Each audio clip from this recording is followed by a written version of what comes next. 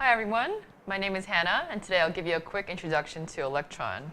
We'll talk about the origin of Electron, how the file structure works, how a boilerplate is set up, and go into a brief demo. So what is Electron? Electron actually started as the framework for the text editor Atom. It was developed by GitHub to be an open source library for creating cross-platform desktop apps with HTML, CSS, and JavaScript. The great thing about it is that it can be packaged to run on Mac, Windows, and Linux. It's been used to build tons of cool desktop apps. Some of the more popular ones are Atom, Visual Studio Code, Slack, and WordPress. And how does it actually work? Electron combines Chromium's rendering library and Node.js with a set of custom APIs for native operating system functions like open file dialogues, notifications, icons, and more. This means that Node and Chromium work together like they're one, without requiring any other tools or steps to link the two together.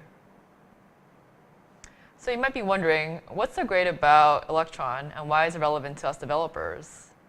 Usually, desktop apps for each operating system are written in each's native language, which means having to have a version of your app for every language. But Electron is cross-platform. It's compatible with Mac, Windows, and Linux, and it enables us to write the code once, not 3 times, but once with web languages. So it cuts down a lot of the work and it makes it easier for everyone. Let's take a look at how Electron's processes are set up.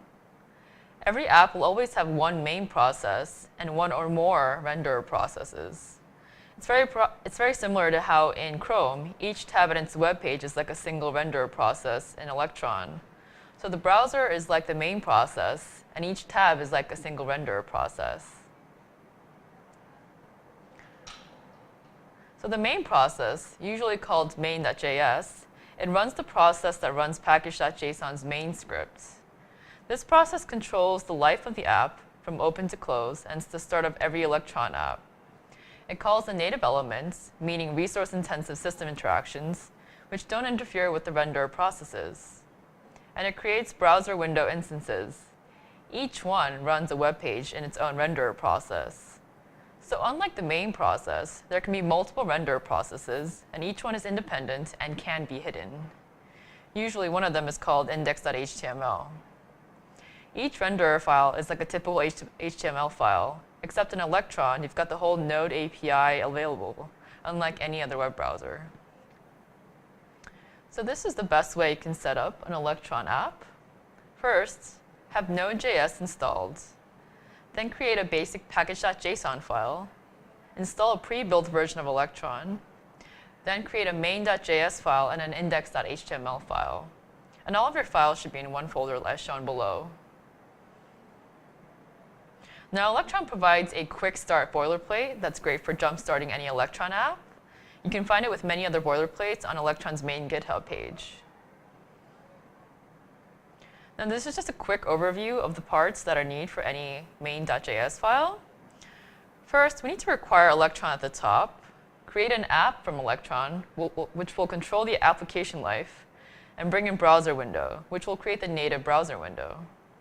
In a function called createWindow, you'd want to create the main window by setting an instance of the browser window to main window. Here, you can set a width and a height, and inside the function, we need to call 2 methods, window.loadURL, which will load the index.html of the page, and another method, window.onClosed, which is called when the main window is closed.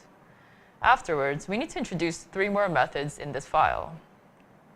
The first one, app.onReady, will be called when Electron has finished initialization and it's ready to create browser windows. The second one, app.onWindowAllClosed, will quit the Electron app when all windows are closed.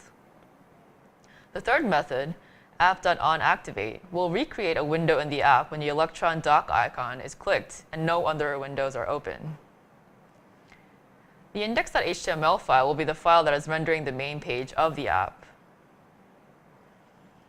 Now, I didn't create this app myself, but it's a great example of how a simple timer app can be created with Electron. First, we need to create a package.json file that includes main.js as main. Then we need to create a main.js file that includes all of the information from the main.js file from the boilerplate we went over earlier. Everything is almost the same, except in the create window function, after the HTML and JavaScript finish loading, we'll be sending a rendered time value to the front end. In index.js, we need to require moment.js, which is a library for manipulating and parsing dates and other things. We'll use that library to create functions that convert format and print out the time. In this last method, IPCRenderOn, we'll be continuously decreasing the time by 1 second, which will allow the timer to count down. And in the index.html file, we'll be inputting the front-end code that will style the timer. There's also a separate CSS file that helps style the page. And now, if you run the command electron dot plus an integer, this is how the timer app would look like.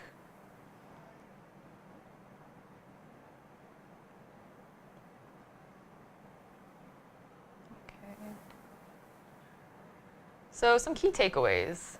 Electron is a tool for creating cross-platform applications using HTML, CSS, and JavaScript. This is a big step for web development because this tool brings the web development from the cloud to everyone's computer. It uses Node.js, and it's easy to create a desktop app or even export a desktop app that exists from our web apps. And if you'd like to find out more about Electron, these are some helpful resources. They include guides to Electron APIs, documentation, and more. You can also check out the timer app at the GitHub link at the bottom. Thank you.